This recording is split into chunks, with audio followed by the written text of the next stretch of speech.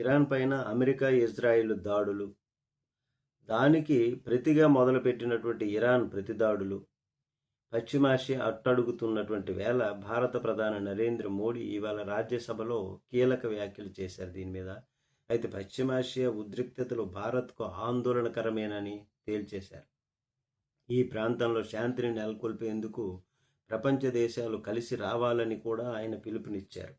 Covid ఆ సమయంలో ఎదుర్కొన్న తరహాలోనే పశ్చిమాసియా సంక్షోభాన్ని కూడా ఇప్పుడు భారత్ అధిగమిస్తుందని ప్రధాని తెలిపారు.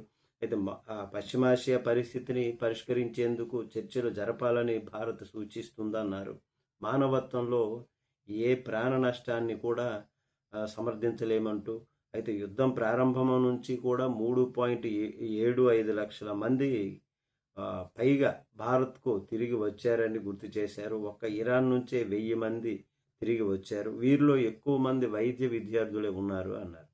అయితే భారతీయులు భద్రతకు అన్ని దేశాలు హామీ ఇచ్చాయని, అయినప్పటికీ కొందరు ప్రాణాలు కోల్పోవడం అన్నటువంటిది విచారం అని, గత దశాబ్ద కాలంలో ఇలాంటి సంక్షోభాల కోసం భారతదేశం తన ముడి చమురు, పెట్రోలు, డీజిల్ నిల్వలను విస్తరించుకుందని ప్రధాని తెలిపారు. అయితే నిరంతరాయ సరఫరాను సులభతరం చేయడానికి భారత్ వద్ద పుష్కలమైనటువంటి ముడి చమురు నిల్వలు ఉన్నాయని కూడా తెలిపారు. అయితే ప్రపంచవ్యాప్తంగా అనేక నౌకలు హార్ముజ్ జలసంధి ఆ ప్రాంతంలో చిక్కుకుపోయాయని, వాటిలో పెద్ద సంఖ్యలో భారతీయ సిబ్బంది కూడా ఉన్నారని తెలిపారు. ఇది భారతదేశానికి కూడా ఒక ప్రధాన ఆందోళనకరమే అని ఆయన పేర్కొన్నారు. ఇటువంటి క్లిష్ట పరిస్థితిలో రాజ్యసభ నుంచి శాంతి సంప్రదింపుల కోసం ఒక ఐక్య స్వరం యావత్ ప్రపంచానికి వినిపించడం అవసరమన్నారు ఆయన.